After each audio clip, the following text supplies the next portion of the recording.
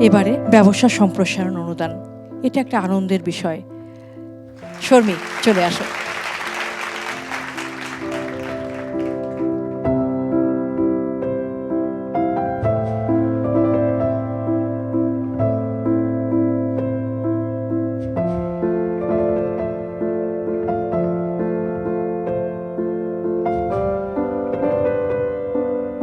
আমি জোর একটা করতালি আশা করব আমাদের শর্মীর এই সাহসী পথ চলার জন্য।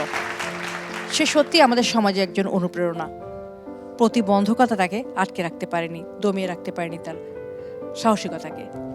আমাদের রেস্টুরেন্টটা হচ্ছে ইম্পালস হসপিটালের অপোজিট সাইডে, অহনা রন্ধনশালা। ধন্যবাদ। এবং আপনারা সকলে যারা আছেন প্লিজ একদিন সময় করে যাবেন আমাদের অহনা রন্ধনশালা রেস্টুরেন্টে।